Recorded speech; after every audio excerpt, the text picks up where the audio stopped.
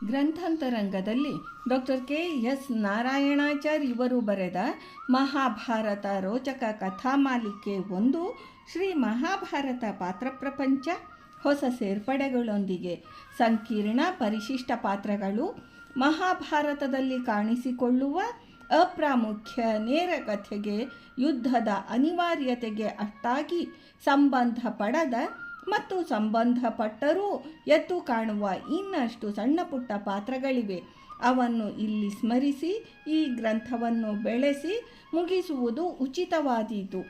20ನೇ ಅಧ್ಯಾಯ ಏಕಲವ್ಯ, ಘಟೋತ್ಕಚ ಇತ್ಯಾದಿ.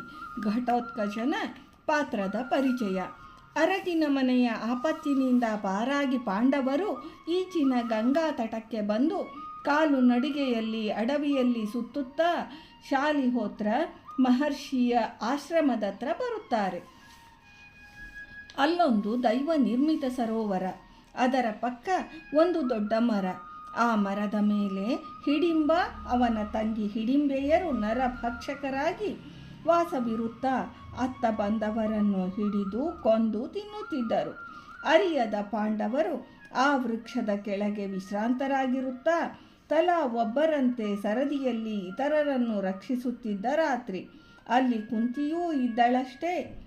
ಆಗ ಮರದ ಮೇಲಿನ ಅಣ್ಣ ತಂಗಿಯರು ಈ ಕೆಳಗಿನ ಆಹಾರ ಸಿಕ್ಕಿದ್ದಕ್ಕೆ ಹಿಗ್ಗಿ ಹಿಡಿಂಬೆಯನ್ನು ಹಿಡಿಂಬ ಕೆಳಗೆ ಕಳುಹಿ ಪಾಂಡವರನ್ನು ಕೊಲ್ಲಲು ಅಪ್ಪಣೆ ಮಾಡುತ್ತಾನೆ.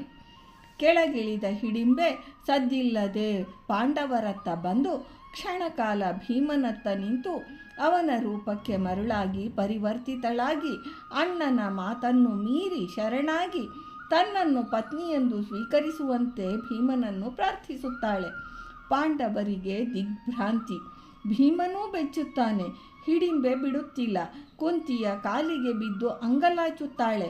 ತಾನಾಗಿ ಒಲಿದ ಬಂದ ಸ್ತ್ರೀಯನ್ನು ನಿರಾಕರಿಸಬಾರದು ಎಂಬ ಶಾಸ್ತ್ರ ಮರ್ಯಾದೆಯನ್ನು ಅವಳು ನೆನಪಿಸುತ್ತಾಳೆ. ಮನ ಕರಗಿದ ಕುಂತಿ ಭೀಮನಿಗೆ ಅವಳನ್ನು ವರಿಸುವಂತೆ ಆಜ್ಞೆ ಮಾಡುತ್ತಾಳೆ. ಮದುವೆ ಮಂಟಪವಿಲ್ಲ, ಪುರೋಹಿತರಿಲ್ಲ, ಕನ್ಯಾದಾನ ಮಾಡುವವರಿಲ್ಲ. ಆಪತ್ತಿನಲ್ಲಿದ್ದ ಪಾಂಡವರಿಗೆ ಇದು ದೈವ ಸಹಾಯವೆಂಬ ಕುಂತಿ ಪ್ರಜ್ಞೆ ಕೆಲಸ ಮಾಡಿತ್ತು. ಆದರೆ ಕುಂತಿ ಹಿಡಿಂಬೆಗೆ ಹೇಳುತ್ತಾಳೆ, ಹಗಲು ಎಲ್ಲಿ ಬೇಕಾದರೂ ಸುತ್ತಿ ವಿಹರಿಸಿ ಸಂಜೆಗೆ ಮುಂಚೆ ಇಲ್ಲಿ ಭೀಮನನ್ನು ಕರೆತರಬೇಕು. ಹಿಡಿಂಬೆ ಕೇಳುತ್ತಾಳೆ, ತನಗೆ ಒಂದು ಸಂತಾನ ಬೇಕು, ಒಂದು ಸ್ವಲ್ಪ ಕಾಲ ಇಲ್ಲೇ ಪಾಂಡವರು ಇರಬೇಕು ಅಂತ. ಕುಂತಿ ಒಪ್ಪುತ್ತಾಳೆ. ತಂಗಿ ತನ್ನ ಅಪ್ಪಣೆ ಮೀರಿ ಹೀಗೆ ಸ್ವಚ್ಛಂದವಾಗಿ ನಡೆದುಕೊಂಡಿದ್ದಕ್ಕೆ ಕೋಪಿಸಿ ಹಿಡಿಂಬ ಅವಳನ್ನು ಕೊಲ್ಲಲು ಪಾಂಡವರನ್ನು ಸಾಯಿಸಲು ಕೆಳಗಿಳಿದು ಬಂದಾಗ ಭೀಮನೊಡನೆ ಭಯಂಕರ ದ್ವಂದ್ವ ಯುದ್ಧವಾಗುತ್ತದೆ. ಹಿಡಿಂಬ ಭೀಮನ ಕೈಯಲ್ಲಿ ಸಾಯುತ್ತಾನೆ. ಪಾಂಡವರಲ್ಲಿ ಮೊದಲ ವಿವಾಹ. ಪ್ರಾಯಶಃ ಹೀಗೆ ಭೀಮನಿಗೆ ಅದು ಎಂಥ ಕ್ರಮವಾಗಲಿ, ಯಾವ ಜಾತಿಯದಾಗಲಿ ಇದನ್ನು ಮೆಚ್ಚಿ ಬರೆದ ಕನ್ನಡ ಕವಿಗಳು ಇಲ್ಲ. ಅವರಿಗೆ ಏಕಲವ್ಯನನ್ನು ಹಿಡಿದು ಒಂದು ವ್ಯವಸ್ಥೆಯನ್ನು ಟೀಕಿಸುವುದು ಬೇಕಷ್ಟೇ. ಹಿಡಿಂಬೆಗೆ ಭೀಮನಿಂದ ಜನಿಸಿದ ಮಗುವೇ ಈ ಘಟೋತ್ಕಚ. ಬಲಶಾಲಿ, ಮಾಯಾ ಯುದ್ಧ ವಿಶಾರದ ಹಿಡಿಂಬೆಯನ್ನು ಇವನನ್ನು ಬಿಟ್ಟು ಮುಂದೆ ನಡೆಯುವ ಪಾಂಡವರು ಹೀಗೆ ಒಂದು ನಿಬಂಧನೆ ಹಾಕುತ್ತಾರೆ. ಭೀಮ ಹೇಳಿದ, ಮಗು ಘಟೋತ್ಕಚ, ನಾನು ಬಯಸಿದಾಗ ನೆನೆದಾಗ ನೀನು ನನ್ನ ಬಳಿಗೆ ಬರಬೇಕು, ನನ್ನ ಸಹಾಯಕ್ಕೆ ನಿಲ್ಲಬೇಕು, ಆಜ್ಞೆ ಮೀರಬಾರದು ಎಂದು. ಘಟೋತ್ಕಚ ಹಿಡಿಂಬೆಯರು ಒಪ್ಪಿದರು. ಹಿಡಿಂಬ ಸತ್ತಿದ್ದ. ಮುಂದೇನಾಯಿತು ಮಹಾಭಾರತ ಸ್ಪಷ್ಟವಾಗಿ ಹೇಳುವುದಿಲ್ಲ. ತಾಯಿಯೊಡನೆ ನಿಂತ ಘಟೋತ್ಕಚನಿಗೆ ತಾಯಿಯ ಗುಣಗಳು, ವೃತ್ತಿ ನೈಪುಣ್ಯವೂ, ಮಾಯಾ ವಿದ್ಯೆಯೂ, ರೀತಿ ನೀತಿಗಳೂ ಆದರ್ಶವೂ ಮೈಗೂಡಿರಬೇಕು. ಮತ್ಸ್ಯಗಂಧಿಯ ಮಗನಾಗಿಯೂ ವ್ಯಾಸರಿಗೆ ತಂದೆ ಪರಾಶರರೊಡನೆ ನಿಂತು ಬೆಳೆದ ಪ್ರಯುಕ್ತ ಬ್ರಾಹ್ಮಣ್ಯ ಸಿದ್ಧಿ, ತಪಸ್ಸು, ಆದರ್ಶ ವಿದ್ಯೆಗಳು ಮೈಗೂಡಿದ್ದು ವ್ಯತ್ಯಾಸ. ಘಟೋತ್ಕಚನಿಗೆ ಪಾಂಡವ ಗುಣಗಳು ಒಲಿಯಲಿಲ್ಲ. ಈಗ ಅಭಿಮನ್ಯು ವಧೆಯ ನಂತರದ ಈ ರಾತ್ರಿ ಯುದ್ಧದಲ್ಲಿ ಘಟೋತ್ಕಚ ಪಾಂಡವ ಶಿಬಿರದಲ್ಲಿ ಕಾಣಿಸಿಕೊಂಡ. ಯುಧಿಷ್ಠಿರ ಭೀಮಾದಿಗಳ ಆಜ್ಞೆ ಹೊತ್ತು ಅದೃಶ್ಯನಾಗಿ ದ್ರೋಣ ಸೇನೆಯನ್ನು ಭಿನ್ನ ಭಿನ್ನ ಮಾಡುತ್ತಾ ಭಯಂಕರ ಯುದ್ಧ ಪ್ರವೃತ್ತನಾದುದನ್ನು ಮಹಾಭಾರತ ಹೃದಯಂಗಮವಾಗಿ ವರ್ಣಿಸುತ್ತದೆ. ಖಿನ್ನನಾಗಿ ಏನೂ ತೋರದೆ ದ್ರೋಣ ಕರ್ಣನನ್ನು ಕರೆದು ಈ ಮಾಯಾವಿಯನ್ನು ಹೇಗಾದರೂ ಮುಗಿಸು ಎಂದು ಆಜ್ಞೆ ಮಾಡುತ್ತಾನೆ. ಕರ್ಣ ಅವಿವೇಕಿಯಾಗಿ ಹಿಂದೆ ಮುಂದೆ ವಿಚಾರಿಸದೆ ಇಂದ್ರನಿಂದ ತಾನು ಪಡೆದಿದ್ದ ಅಮೋಘವಾದ ಶಕ್ತಿ ಶೂಲವನ್ನು ಕರ್ಣಕುಂಡಲಗಳನ್ನು ಕೊಟ್ಟು ಪ್ರತಿಯಾಗಿ ಪಡೆದದ್ದು ಈ ಘಟೋತ್ಕಚನ ಮೇಲೆ ಪ್ರಯೋಗಿಸುತ್ತಾನೆ. ಅವನು ಅದನ್ನು ಅರ್ಜುನನಿಗೆಂದು ಮೀಸಲಾಗಿಟ್ಟಿದ್ದು ಮರೆಯಿತು. ಆಕಾಶದಿಂದ ಘಟೋತ್ಕಚನ ಹೆಣ ರಕ್ತ ಕಾರುತ್ತಾ ಕೆಳಗೆ ಬಿದ್ದಾಗ ಶ್ರೀಕೃಷ್ಣ ತೊಡೆತಟ್ಟಿ ಭೇಷ್ ಎನ್ನುತ್ತಾ ಇದನ್ನು ಮೆಚ್ಚಿ ಪಾಂಡವರನ್ನು ಅಭಿನಂದಿಸುವಾಗ ಭೀಮನಿಗೆ ಕೋಪ ಬರುತ್ತದೆ. ಪುತ್ರಶೋಕ ಒಂದು ಕಡೆ ಉಕ್ಕಿ, ನೀನು ಪಕ್ಷಪಾತಿ, ಅರ್ಜುನನ ಮಗ ಅಭಿಮನ್ಯುವನ್ನು ಕೌರವರು ಕೊಂದಾಗ ಅರ್ಜುನ ರಕ್ಷಣೆಗಾಗಿ ಪ್ರತಿಜ್ಞೆ ತೊಡುತ್ತೀಯ, ಸತ್ತವನಿಗಾಗಿ ಅಳುತ್ತೀಯ. ಸುಭದ್ರೆ ನಿನ್ನ ತಂಗಿ ಎಂಬ ಅಭಿಮಾನ. ಈಗ ನನ್ನ ಮಗನನ್ನು ಈ ನೀಚ ಕರ್ಣ ಕೊಂದಾಗ ಈ ಅಭಿನಂದನೆ, ಸಂತಸ, ಶಹಬ್ಬಾಸ್, ಅತಿರೇಕ, ವಿರೋಧಾಭಾಸವಾಗಿ ನಿನಗೆ ಕಾಣುವುದಿಲ್ಲವೇ? ಹಿಡಿಂಬೆ ನಿನ್ನ ತಂಗಿಯಾಗಿದ್ದರೆ ಹೀಗೆ ಮಾಡುತ್ತಿದ್ದೆಯಾ ಎಂದೆಲ್ಲ ಮೂದಲಿಸುತ್ತಾನೆ. ಶಾಂತವಾಗಿ ಶ್ರೀಕೃಷ್ಣ ಹೇಳುತ್ತಾನೆ, ಅದಲ್ಲ ವಿಷಯ. ಕರ್ಣನ ಒಂದು ಮಹಾ ಅಸ್ತ್ರ ಹೀಗೆ ವ್ಯರ್ಥವಾದುದಕ್ಕೆ ಅಭಿನಂದಿಸಿದೆ. ನಿನ್ನ ಮಗ ಸತ್ತದ್ದಕ್ಕಾಗಿ ಅಲ್ಲ. ಇಂದ್ರಶಕ್ತಿ ಕರ್ಣನಲ್ಲಿ ಉಳಿದಿದ್ದರೆ ನಿಮಗೆ ಆಪತ್ತು ತಪ್ಪುತ್ತಿರಲಿಲ್ಲ. ಅದಕ್ಕೊಂದು ಆಹುತಿ ಕೊಡಬೇಕಿತ್ತು, ಕೊಟ್ಟಾಯಿತು. ಹೇಗೂ ಈ ಘಟೋತ್ಕಚ ನಿನ್ನ ಗುಣಗಳನ್ನು ಕಲಿಯಲಿಲ್ಲ. ರಾಕ್ಷಸ ಗುಣ ಚೇಷ್ಟೆಗಳು ಇವನಿಗೆ ಬಂದಿದ್ದು. ಬ್ರಾಹ್ಮಣ ದ್ವೇಷ, ಯಜ್ಞ ದ್ವೇಷ, ಋಷಿ ಮುನಿಗಳ ಸಂಸ್ಕೃತಿಯ ದ್ವೇಷ ಇವನಲ್ಲಿ ಬೇರೂರಿತ್ತು. ಇಂಥದ್ದೇ ಗುಣಗಳಿದ್ದ ಏಕಲವ್ಯನನ್ನು ನಾನು ಈ ಹಿಂದೆಯೇ ಸಂಹರಿಸಿ ಒಂದು ಕಂಟಕ ನಿವಾರಣೆ ಮಾಡಿಯಾಗಿದೆ. ದ್ರೋಣ ಪರ್ವ, ಘಟೋತ್ಕಚ ಸಂಹಾರ ಉಪಪರ್ವ. ಯೋಚಿಸಿ, ಏಕಲವ್ಯ ಎಂಥವನು?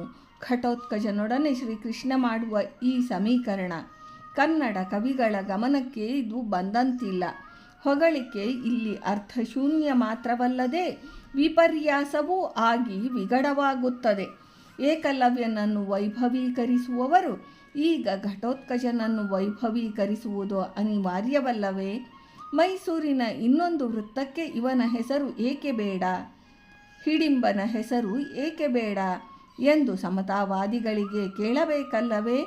ಅಂದ ಹಾಗೆ ಚಿತ್ರದುರ್ಗದ ಕೋಟೆ ಬೆಟ್ಟದ ಮೇಲೆ ಹಿಡಿಂಬೇಶ್ವರ ಲಿಂಗದ ದೇವಸ್ಥಾನವೂ ಇದೆಯಲ್ಲ. ಏನು ಅರ್ಥ, ಏನು ಸಿಗ್ನಿಫಿಕೆನ್ಸ್, ಏನು ಸಂಬಂಧ, ಯಾರು ಹೇಳಬಲ್ಲರು? ಇನ್ನೊಂದು ಪ್ರಶ್ನೆ, ಶ್ರೀಕೃಷ್ಣ ಏಕಲವ್ಯನನ್ನು ತಾನೇ ಕೊಂದ ಸಂದರ್ಭದ ವಿವರಣೆ ಎಲ್ಲೂ ದೊರೆಯುವುದಿಲ್ಲ. ಹಾಗೆ ಕೊಲ್ಲಲ್ಪಟ್ಟ ಇವನನ್ನು ಕಂಸನೊಡನೆ ಸಮೀಕರಿಸಬೇಕಾಗುತ್ತದೆ. ಪರೋಕ್ಷ ವಧೆಯಲ್ಲ. ಕೆಲವು ಕೋಶಕಾರರು, ವಿಮರ್ಶಕಾರರು ಇಲ್ಲಿ 3 ಏಕಲವ್ಯರುಗಳ ಸಂಭವವನ್ನು ಸೂಚಿಸುತ್ತಾರೆ. ಒಂದು, ದ್ರೋಣ ಶಿಷ್ಯ ಅರ್ಜುನನ ಪ್ರತಿಸ್ಪರ್ಧಿ ಏಕಲವ್ಯ. ಶ್ರೀಕೃಷ್ಣನಿಂದ ಹತನಾದ ಇನ್ನೊಬ್ಬ ಏಕಲವ್ಯ ಎರಡನೆಯದು. ಮೂರನೆಯದು ಅಂದರೆ ಅಲ್ಲದೆ ಇನ್ನೂ ಬದುಕಿದ್ದು ದುರ್ಯೋಧನನತ್ತ ಮಹಾಭಾರತ ಯುದ್ಧದಲ್ಲಿ ನಿಂತ ಇನ್ನೊಂದು ಪುಡಿ ನಿಷಾದ ರಾಜ. ಈ ಮೂವರನ್ನೂ ಸಮೀಕರಿಸುವ ಒಂದು ದಾರಿ ಹೀಗಿದೆ. ದ್ರೋಣ ಶಿಷ್ಯನೇ ಮುಂದೆ ದುರ್ಯೋಧನನತ್ತ ನಿಂತು ಘಟೋತ್ಕಚ ವಧೆಗೂ ಮುನ್ನ ಶ್ರೀಕೃಷ್ಣನ ಮಾರ್ಗದರ್ಶನದಲ್ಲಿ ಅವನೆದುರೇ ಅವನ ಸಂಕಲ್ಪದಿಂದಲೇ ಹತನಾದ ಒಬ್ಬನೇ ಏಕಲವ್ಯ ಎಂಬುದು ಸತ್ಯ ಸಮೀಪವಾಗುತ್ತದೆ.